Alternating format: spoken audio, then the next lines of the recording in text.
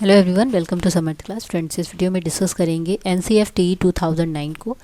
NCFTE 2009 का full form है national curriculum framework teacher education 2009, या हिंदी में इसको हम कह सकते हैं राष्ट्रीय पाठ्यचर्या रूपरेखा शिक्षक शिक्षा। तो ये टीचर एजुकेशन के लिए एक डॉक्यूमेंट है जिसमें बताया गया किस तरीके से टीचर को जो ट्रेनिंग दी जाती है उनमें किस तरीके से कैरिकुलम डिसाइड किया जाए ताकि वो एक बेहतर शिक्षक बन पाएँ और अच्छी शिक्षा दे पाएँ। तो क्या होता है NCFTE 2009? तो चलिए स्टार्ट करते हैं। ये क्यों आया? तो निःशुल्क अनिवार्य बाल शिक्षा अधिकार 2009 लागू होने के बाद शिक्षक शिक्षा व्यवस्था में परिवर्तन देखने को मिला। इस अधिनियम के लागू होने के बाद ही देश के प्राथमिक विद्यालयों में प्रशिक्षित शिक्षकों की मांग बहुत ही ज़्यादा बढ़ गई थी और इसी वजह से प्रशिक्षित शिक्षकों की मांग को पूरा करने के लिए भारत सरकार ने शिक्षक शिक्षा हेतु एक राष्ट्रीय पाठ्यचर्या की रूपरेखा 2009 प्रस्तुत की है, जिसी को हम कहते हैं NCFTE 2009 या national curriculum framework for teacher education 2009। ये 2009 में आया है। यह शिक्षक शिक्षा हेतु एक नवीनतम दस्तावेज है, ये एक डॉक्यूमेंट है।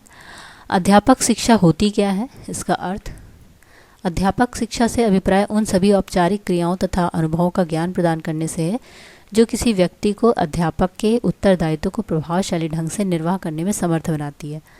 तो अध्यापक शिक्षा से अगर हम समझें तो भावी और वर्तमान अध्यापकों के सर्वांगीण विकास से है।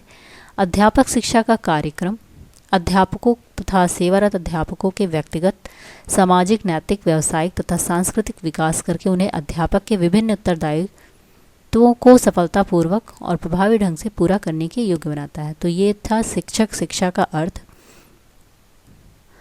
प्रोफेसर मोहम्मद अख्तर सिद्दीकी की अध्यक्षता में राष्ट्रीय अध्यापक शिक्षा परिषद नई दिल्ली द्वारा NCFTE 2009 तैयार किया गया और NCF 2005 तथा शिक्षा अधिकार अधिनियम के बाद इनके उद्देश्यों को प्रभावी ढंग से प्राप्त करने हेतु NCF 2009 का निर्माण किया गया।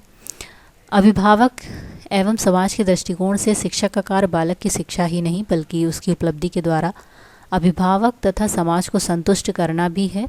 इन सभी स्थितियों में शिक्षक को अपने कार्यों को प्रभावपूर्ण बनाने एवं कर्तव्यों के निर्वाह हेतु एक पाठ्यचर्या की आवश्यकता का अनुभव किया गया जो समयानुकूल शिक्षा के उद्देश्यों को नवीन विचारों के साथ शिक्षक शिक्षा की गुणवत्ता को पूर्ण बना सकें। और नवाचार एवं नवीन विचारों के प्रयोग हेतु शिक्षक शिक्षा पाठ्यचर्या 2009 की रूपरेखा तैयार की गई।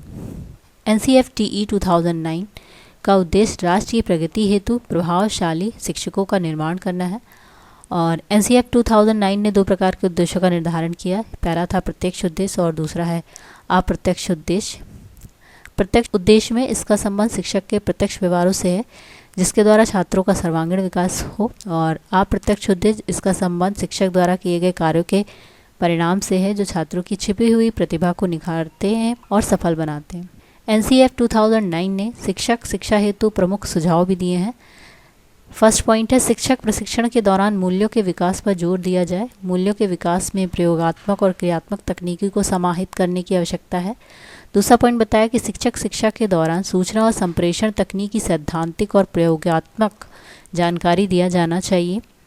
थर्ड पॉइंट है प्रशिक्षण अवधि से में प्रशिक्षुओं को यह बताना चाहिए कि शिक्षण सामग्री ऑडियो वीडियो रूप कैसे परिवर्तित किया जाए और किस प्रकार अध्ययन अध्यापन को रुचिकर बनाया जाए। फोर्थ पॉइंट है प्रशिक्षण के दौरान बच्चों के प्रति समझ, शिक्षकों के प्रति समझ, पाठ्यक्रम पाठ्यपुस्तक के प्रति समझ, मूल्यांकन विद्यालय के प्रति समझ को प्रशिक्षण सामग्री में समाहित किया जाना। और फिफ्थ पॉइंट बताया कि प्रशिक्षण पाठ्यक्रम में गणित, विज्ञान, सामाजिक विषयों आदि को पाठ्यक्रम में शामिल किया जाए। प्रश्न पत्र निर्माण, पाठ्यपुस्तक विश्लेषण, मूल्यांकन प्रक्रिया के संदर्भ में क्रियात्मक और प्रायोगिक कार्य पर विशेष जोर देना और प्रशिक्षण के दौरान इंटर्नशिप से संबंधित क्रियाकलापों को प्रायोगिक रूप में किया जाना।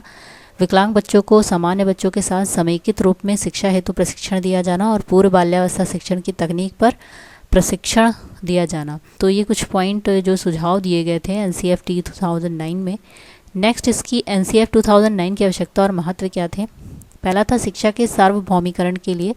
शिक्षा के सार्वभौमिकरण के उद्देश्य को पूरा करने हेतु शिक्षक के अंदर सभी कौशलों एवं योग्यताओं को विकसित करना, जैसे कि छात्रों में अच्छा व्यवहार, शिक्षण अधिगम को रुचिकर बनाना आदि था। तो शिक्षा के सार्वभौमिकरण के लिए NCF-TE 2009 की आवश्यकता भी है और महत्व भी।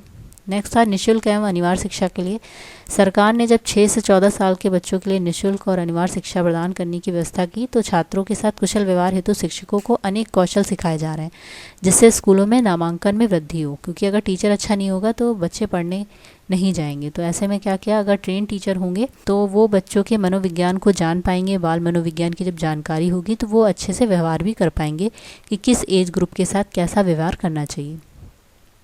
प्रवृत्ति समाज के लिए बदलते सामाजिक परिवेश द्वारा पाठ्यचर्या की संरचना में बदलाव में भी आवश्यकता अनुभव किया गया। पर्यावरण, वैज्ञानिक, आर्थिक, दार्शनिक और सामाजिक मूल्यों को सम्मिलित किया गया। शैक्षिक असमानता को कम करने के लिए भी इसकी आवश्यकता और महत्व को समझा गया। नवीन चुनौतियों के समाधान के लिए, शिक्षण अधिगम प्रक्रिया की प्रभावशीलता को बढ़ाने के लिए, छात्रों की अंतर्निहित क्षमताओं के विकास के लिए और जीवन कौशलों के विकास के लिए NCF-TE 2009 पर विचार किया गया, इसकी आवश्यकता हुई। और अंतर्राष्ट्रीय सद्भाव के लिए तथा समाज की आवश्यकताओं की पूर्ति के लिए ये सभी पॉइंट्स जो बहुत ज़रूरी थे, जिसके कारण NCF-TE 2009 का निर्माण किया गया। NCF-TE 2009 के प्रत्यक्ष उद्देश्य हैं। डायरेक्ट ऑब्जेक्टिव ऑफ NCF-TE 2009, पहला था शिक्षक शिक्षा हेतु पाठ्यचर्या, छात्र संबंधी शिक्षण तत्व तथा समाज से संबंधित शिक्षण संबंधित टॉपिक को रखा जाए। शिक्षक शिक्षा के लिए उचित समयावधि का निर्धारण किया जाए। शिक्षकों के व्यावसायिक वृद्धि का विकास हो। शिक्षक की योग्यता एवं गुणों का भी विकास हो। शिक्षक शिक्षा का क्रमबद्ध प्रस्तुतिकरण किया जाए।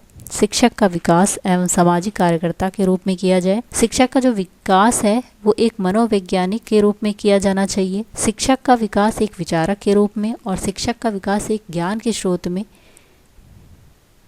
किया जाना चाहिए। शिक्षक का विकास निर्देशनकर्ता और परामर्शदाता के रूप में भी करना चाहिए। ये इसके प्रत्यक्ष उद्देश्य थे। NCF-TE 2009 के अप्रत्यक्ष उद्देश्य, इनडायरेक्ट ऑब्जेक्टिव्स कुछ इस टाइप से हैं कि पहला था शिक्षण अधिगम प्रक्रिया को प्रभावशीलता बनाए रखना, सामाजिक अपेक्षाओं की पूर्ति, बाल केंद्रित शिक्षा की जाए, उचित मूल्यांकन की व्यवस्था, तर्क एवं चिंतन का विकास हो, प्रभावी शिक्षण अधिगम प्रक्रिया हो, पर्यावरणीय मूल्यों का विकास और अधिगम वातावरण का सृजन, छात्रों का सर्वांगीण विकास हो। इस तरीके से ऐसे कैरिकुलम डिसाइड किया जाए ताकि एक जो टीचर है वो हर चीज़ में वो कुशल हो और वो बच्चों के साथ अच्छे से व्यवहार कर सके। तो इस तरीके से था ये NCF-TE 2009। तो आई होप आपको समझ में आया होगा क्यों इसका निर्माण किया गया, क्या आवश्यकता है, क्या महत्व है और क्या इसके उद्देश्य थे। अगर वीडियो पसंद आए तो इसे लाइक, शेयर, चैनल को सब्सक्राइब करना बिल्कुल भी मत भूलिएगा। Thank you so much.